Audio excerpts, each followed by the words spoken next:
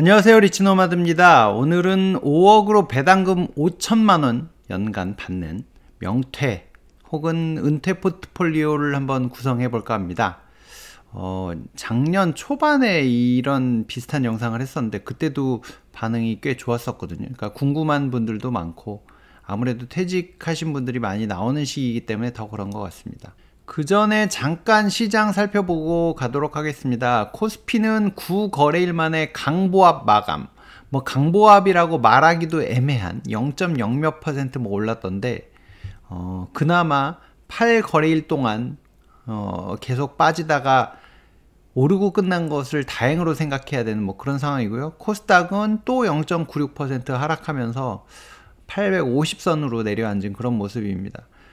코스피는 5% 가까이 빠지면서 미국에 비해서는 아주 큰 하락을 보여주고 있는데요. 작년 말에 이제 전체적으로 좀 급등을 했었는데 그런 부분이 금리 인하에 대한 기대감이 조금은 한풀 꺾이면서 조정을 받고, 대만 선거나 홍해 이슈 등의 영향을 우리나라가 더더욱 많이 받는 것 같습니다. 아무래도 수출 의존도가 높기도 하고 여러 가지 아무래도 외부의 영향을 받을 수밖에 없는 그런 상황이라 더 그런 것 같습니다. 명퇴 혹은 임금 피크, 요즘에 보면 만 한 55세 기준, 정년이 만 60세로 되어 있는데 55세 정도에 이제 넘어가면 임금 피크제를 적용하는 기업들이 늘어나는 것 같습니다. 제 친구네 회사도 가봤더니 임금 피크제 돼 갖고 옆에서 이제 좀 다른 일을 하고 계신 선배님이다 이런 분도 보고 그랬는데, 임금 피크제를 적용을 하면 이제 급여만 줄어드는 게 아니라 업무 자체도 범위가 축소되죠. 아무래도 부서장을 하시던 분이 평 직원들이 하고 있는 업무를 하게 된다든지 하여튼 그렇게 조금 포지션이 바뀌어서 약간 위축될 수도 있는데, 하여튼 그런 변화가 있습니다. 근데 이제 한 2, 3년치 급여를 한꺼번에 준다면 명퇴를 한다? 저는 아마 명퇴를 할 것 같은데 여러분들은 어떻게 선택하시나요? 아니면 임금 피크제를 적용받더라도 당장 나와서 나 할 일도 없는데 나 그냥 일할 거다, 그런 선택을 하실 수도 있고요. 사람에 따라 좀 다를 텐데요. 지금 이제 한참 명퇴의 계절이죠. 지금 이제 작년에도 한참 이런 기사들이 쏟아져 나오던 시기였는데 5대 은행의 2022년 희망퇴직자, 그러니까 아마 23년 1월쯤에 퇴직하신 분들인데 이분들의 1인당 평균 총 퇴직금은 한 5억 4천만 원 정도 됐답니다. 어마어마하죠. 역시 은행이 좋긴 좋은 것 같습니다. 물론 근속 기간도 거의 30년씩 되시기 때문에 그럴 수 있겠죠. 일단은 희망퇴직금, 이게 특별퇴직금에다가 복지 지원, 학자금도 지원해주고 여러 가지 지원들을 하거든요. 거기에 이제 그 금액으로 한 3억 6천 정도 들어가고, 법정 기본 퇴직금이 한 1억 8천 정도 되신다고 합니다. 한 30년씩 근무하셨기 때문에 이 정도는 나오겠죠. 희망 퇴직금은 이제 은행마다 좀 다르겠지만 월 평균 임금의 18개월에서 31개월분 정도로 지금 세팅이 돼가고 있답니다. 이건 이제 18개월 이런 거는 나이가 많이 안 든 젊은 직원들의 대상이겠죠. 22년 대비해서는 좀 축소되는 경향을 보이고 있습니다. 요즘에 은행들이 이자로 번 돈으로 잔치한다 약간 이런 안 좋은 시선들이 있어서 조금 몸을 사리고 있는 것 같고요. 그것 때문에 신청자가 좀 줄어든다 이런 얘기도 있는데, 하여튼 이런 조건들이라고 합니다. 저라면 아주 매력적이어서 얼른 손들 것 같긴 한데, KB국민이나 신한 NH농협에서는 벌써 이제 1,300명 정도가 희망퇴직을 신청을 했다고 합니다. 하나은행이나 우리은행은 지금 신청 받고 있고 이제 파악 중이라고 하는데, 23년에 비해서는 인원이 조금 줄어들 수도 있겠다라는 반응도 있습니다. 아무래도 조건이 조금 안 좋아졌으니까요.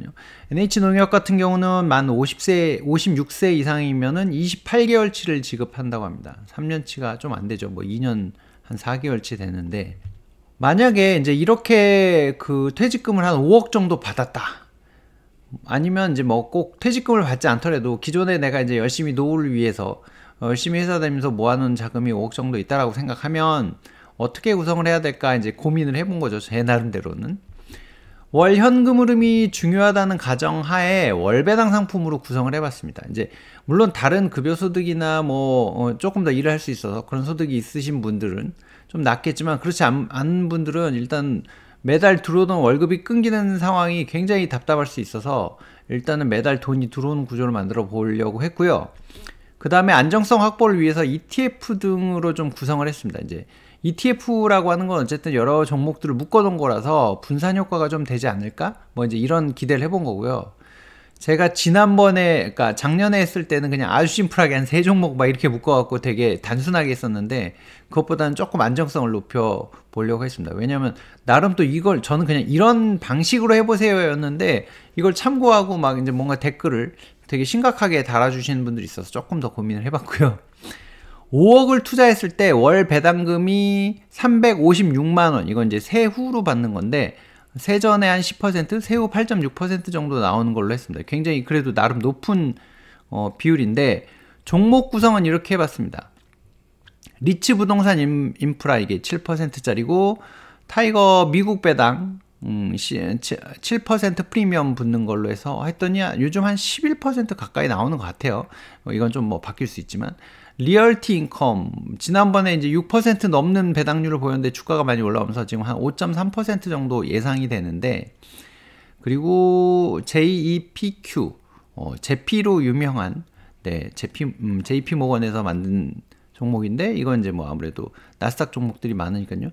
배당률 9.9%의 요즘에 주가 흐름도 괜찮은 것 같습니다. 그거랑 제피랑 다음에 PDI, 지난번에 제가 며칠 전에 소개시켜드렸던 이제 채권 베이스의 상품인데, 월 고정 배당이 나와서 배당률이 지금 14%나 되어 있어서 제가 배당률 자체를 좀 끌어올리려는 구성을 했습니다. 사실 여기 보면 지금 커버드 콜 상품이 막 3개나 들어가 있고 뭐 이런 형태여서 배당률을 끌어올려서 그래도 또 부부 두 분이 사실 때 이 한 300만 원 가까이 든다고 하니까 그 정도는 만들어 보자라는 이제 구조로 짠 건데, 물론 이렇게 받으면 뭐 이제 건보료나 등등등의 이슈는 있습니다만 그거는 이제 차치하고 그것까지 계산하면 너무 복잡하니까요. 이제 그렇게 해봤을 때 연애 배당금이 5억 투자하면 5천만 원 정도 나오고, 세후 배당금이 한 4,200, 월 평균으로 356만 원입니다. 이게 그 산출했던 게 이제 뭐 투자금의 배당률을 곱한 방식으로 했습니다. 왜냐면 이거를 뭐 환전해서 다시 주가 변동성이 뭐 이런 거 저런 거 변수가 너무 많잖아요. 이제 이런 거 다 감안하면 너무 복잡해지니까 그냥 현재의 배당률로 뭐 대략적으로 넣어본 거니까 이런 개념이다 정도만 이해하시면 될 것 같습니다. 일단은 포트폴리오 안에 이 종목들을 선정했던 이유들은, 리츠 부동산 인프라랑 리얼티 인컴 같은 경우는 지금 이제 금리 인하가 기대되는 상황이다 보니까 금리가 인하되면 주가는 좀 더 올라갈 수 있고 배당도 좀 늘어날 수 있지 않을까 하는 기대를 갖고 있고요. 리츠들이 이제 아무래도 수익률이 좀 더 나아질 테니까요. 그리고 미국 배당 플러스 7% 프리미엄 다우존스는 SCHD라고 하는 이 안정적인 ETF, 그리고 배당 성장률 뭐 이런 게 있기 때문에 고배당, 그리고 약간의 이제 배당이나 주가가 장기적으로 봤을 때 좀 상승할 것을 기대를 해서 그래도 계속 좀 키워갈 수 있는, 배당금을 늘려줄 수 있는 것으로 이제 선택을 한 거고요. 잽Q랑 제피 같은 경우도 이제 잽Q 같은 경우는 나스닥 종목들이 많으니까 빅테크가 막 올라갈 때 소외를 안 당하기 위한, 물론 이제 커버드 콜이라서 그만큼은 못 따라가겠지만, 제피 같은 경우는 제법 그래도 안정적인 종목들이 많이 들어가 있기 때문에 그럼 분산 투자를 하면서 또 어떻게 보면 고배당의 매력을 첨가시켜준 그런 형태여서 이걸 좀 넣어봤고요. 어떻게 보면 SCHD하고 제피하고 뭐 일부 종목이 겹치긴 하지만 조금 그래도 분산되는 효과가 있어서 뭐 이렇게 가본 거고, 지난번에 얘기했던 이 PDI 같은 경우는 채권 투자에 조금, 그러니까 금리가 내려갈 상황이라서 채권 투자에 일부 들어간다 생각하고, 또 고배당인데 일정하게 돈이 나오고 있기 때문에 매달 똑같은 금액이 나오거든요. 이제 뭐 그런 부분, 그리고 이제 금리가 인하되면 채권 베이스니까 여기도 주가가 좀 올라가지 않을까 하는 이제 그런 개념에서 한번 만들어 봤습니다. 이렇게 한 6종목으로 분산을 했고요.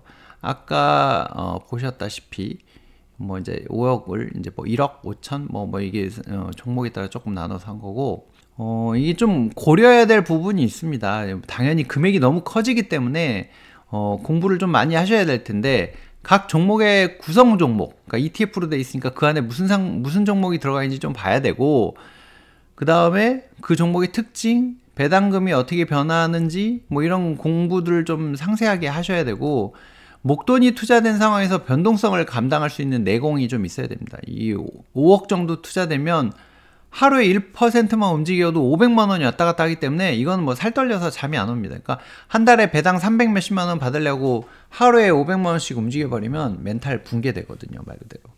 그런 부분들을 감당할 수 있는 내공을 미리 쌓으셔야 됩니다. 이거 어느 날 갑자기 하시라 그러면은 이거 답 안 나오고요.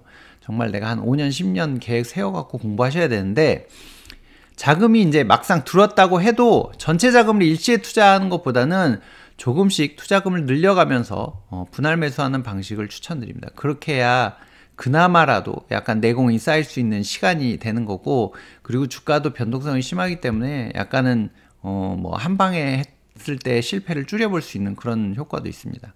그리고 본인의 성향이나 상황 뭐에 따라서 종목을 그리고 비중을 좀 조절하고요.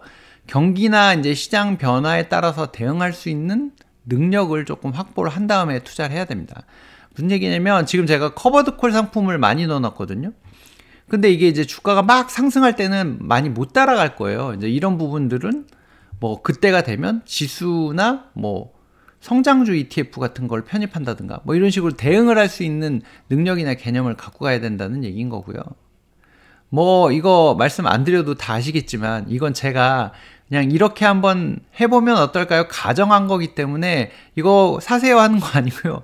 제가 이 종목에 전부 다 투자하고 있는 것도 아니고 일부 종목은 뭐 제가 투자를 하고 있지만 모든 책임은 본인이 지셔야 되기 때문에 공부 정말 많이 하셔야 됩니다. 정말 저렇게 5억씩 들어가면 하루하루 살 떨리지 않을 수 없기 때문에 공부 많이 하셔야 됩니다. 피 같은 돈 몇십 년 일해갖고 번 돈 날리면 안 되니까 공부 열심히 하셔서 본인만의 구조를 만들어 보시면 좋을 것 같습니다. 참고만 하시고요. 여러분들의 포트폴리오는 어떻게 되어 있는지 저한테도 살짝 귀뜸해 주시면 좋을 것 같습니다. 오늘은 여기서 마치겠습니다. 고맙습니다.